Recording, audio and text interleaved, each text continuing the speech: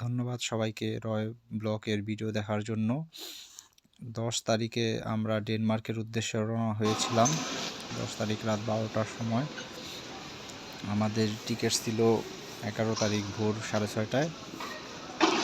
Immigration পার হয়ে আমরা বিমানের দিকে রওনা দিই, কিন্তু দুর্ভাগ্যক্রমে ঢাকা থেকে ইস্তাম্বুলের বিমানে আমার সিট পড়েছিল মাঝখানে। আমি জানালা দিয়ে কিছু দেখতেও পাইনি, কোনো কিছু ভিডিও করতে পারিনি। তো সেকেন্ড বিমানে আমার সিট পড়েছিল জানালার পাশে। এটা হলো আমাদের ইস্তাম্বুলে যাওয়ার বিমান। এটা একটা এয়ারবাস, বিশাল বড় একটা বিমান ছিল। ওই যে দেখো, ওইটা আমাকে বিমানের। সবাই চিন্তা করতেছিলাম যে কার সিট জানলার পাশে পড়ে, কারণ এরপরে একটু গুগলে সার্চ করে দেখি আমার সিট মাঝখানে, আমার সিট নাম্বার দিয়ে।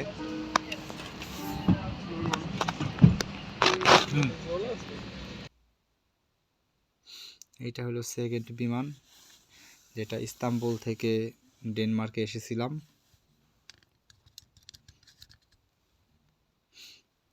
আগের বিমানের তুলনায় এই বিমানটা একটু বেশি গতিতে চলেছিল।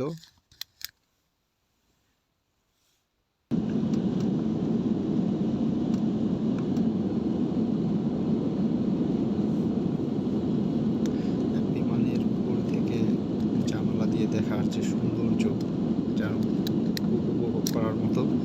দিনটি ছিল খুবই আবহাওয়া ভালো।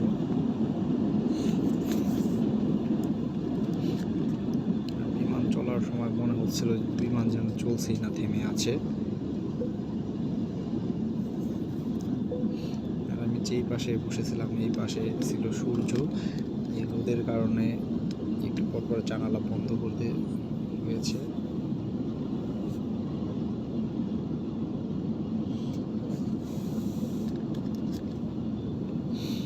বিমানের খাবারগুলা, প্রথম বিমানের খাবারটা ছিল অতি জঘন্য, দ্বিতীয় বিমানের খাবারটা ছিল অনেক ভালো।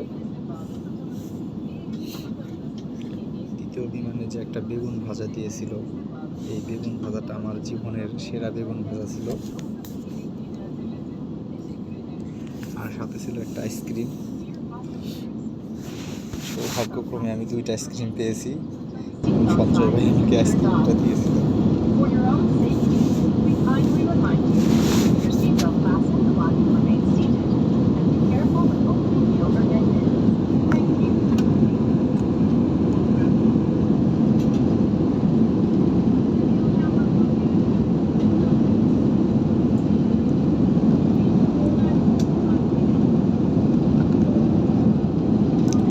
ডেনমার্কের রাস্তাঘাট এবং বাড়িঘরগুলো এত সুন্দর যে ঘুরে যাওয়ার মতো। আর লোকজনগুলো এতটাই ভদ্র যে কাউকে কোনো কিছু জিজ্ঞাসা করে তারা সর্বোচ্চ হেল্প করে। এইখানে সাধারণত ডেনিশ ভাষায় কথা বলে, কিন্তু যখন আমরা ডেনিশ ভাষা পারি না তখন সবাই ইংলিশ ভাষায় কথা বলে।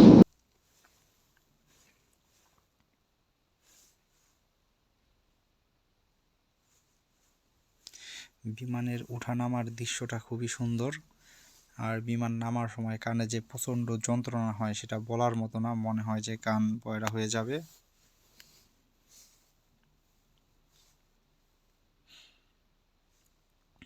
বিমানের নামার থেকে ওঠার ফিলিংসটা একটু ভালো লাগে বেশি। নামার সময় বিরক্ত লাগে, এই বুঝি শেষ হয়ে গেল।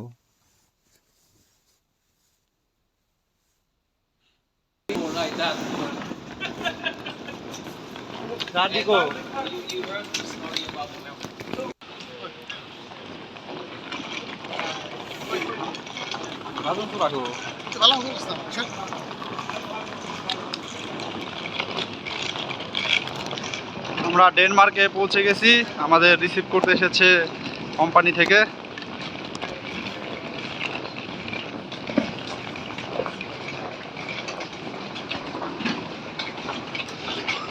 থ্যাঙ্কস রয় গ্রুপ। আমাদের কোম্পানি থেকে আমাদের এই গাড়িটা দিয়ে আমাদের বাসায় পৌঁছে দিয়েছে। আমাদের কোনো টেনশনই ছিল না যে আমরা কোথায় থাকবো কোথায় খাবো, কারণ থাকার ব্যবস্থাটা কোম্পানি করেছে আর খাবার ব্যবস্থাটা আমরা নিজেই করেছি। আমরা এসেই রান্না করে খেতে পেরেছি, কারণ আমরা যেখানে আছি ডেনমার্কে সেখানে প্রচণ্ড সব কিছুর দাম। এর জন্য আমরা আর কিনে খাওয়ার রিস্ক নেইনি। আমরা সুন্দর করে সব কিছু এনে ডিম ভাজি, আলু ভর্তা আর ডাল দিয়ে রান্না করেছি।